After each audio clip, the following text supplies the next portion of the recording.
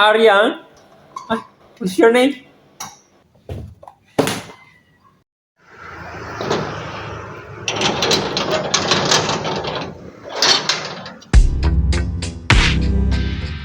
Enormous continuous.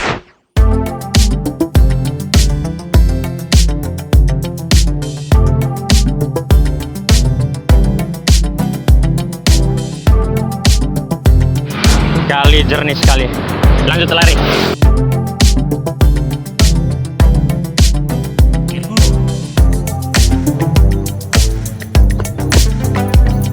Oke, saya sudah lari kurang lebih 4 kilo.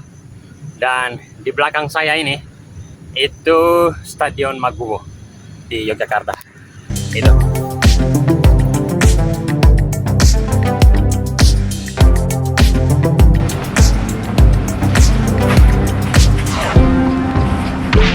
Oke, hari ini saya lari kurang lebih 9 km ya.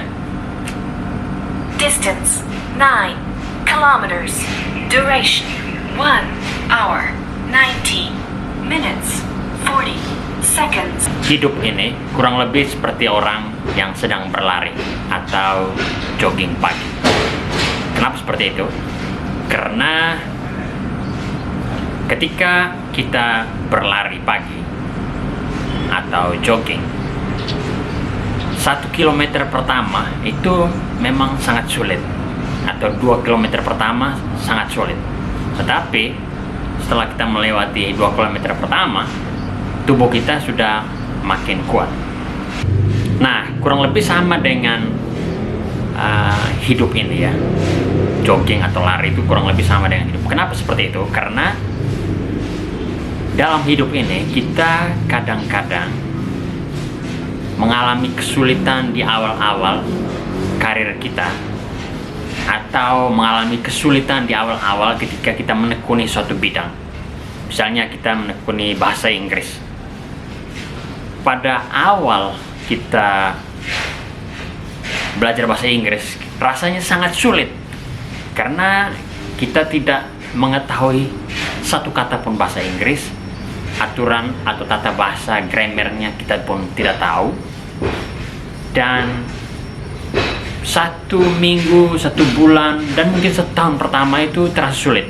Tapi setelah kita melewati 1 bulan, 2 bulan, 3 bulan, semuanya akan menjadi semakin gampang.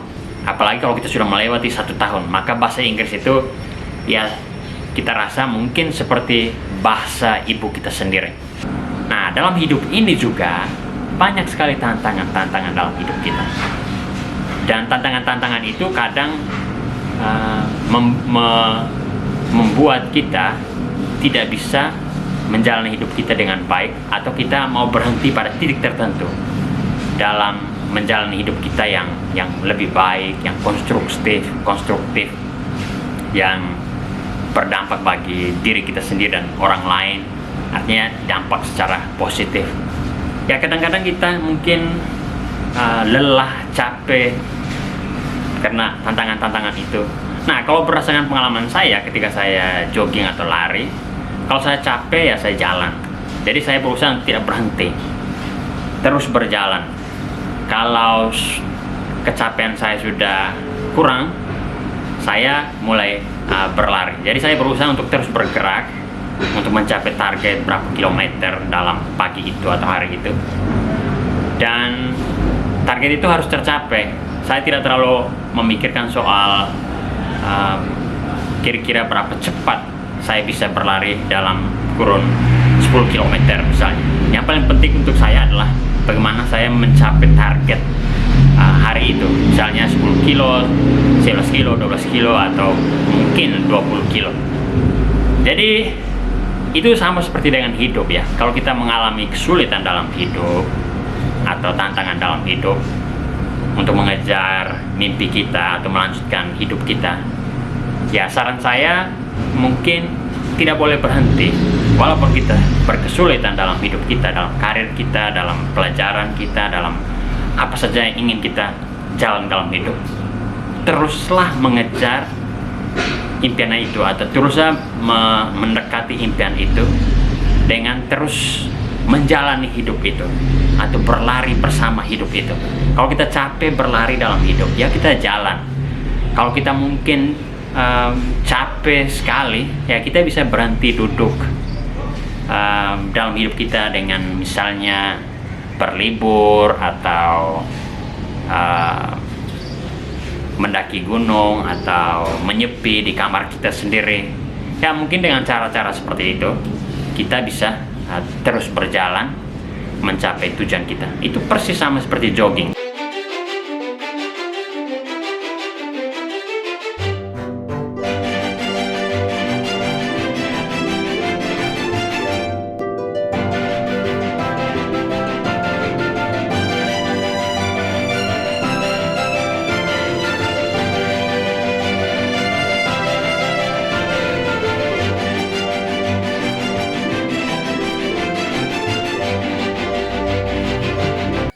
Sudah berapa orang hari ini?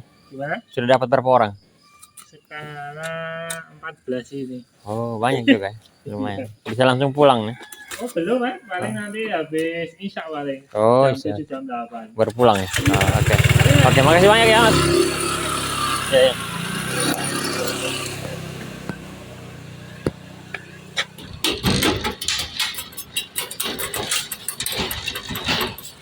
Mana orang ini? Kau sendiri?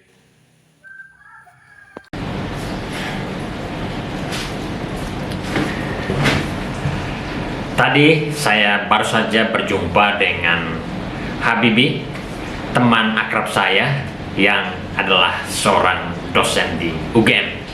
Jadi Habibi tinggal di Sleman, Yogyakarta.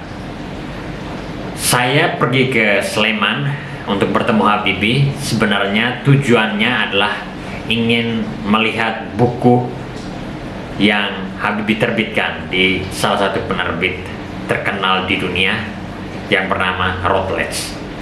Penerbit Routledge itu berpusat di kota London, Inggris. Nah, Habibi karena itu adalah seorang intelektual yang hebat karena dia bisa mempublikasikan bukunya di salah satu penerbit terkenal di dunia. Saya mengenal Habibi sudah lama dan berdasarkan pengenalan saya terhadap Bung Habibi ini, saya akhirnya memahami bahwa Habibi adalah seorang yang menggunakan filosofi jogging dalam menjalankan tugas dan aktivitasnya sebagai seorang intelektual.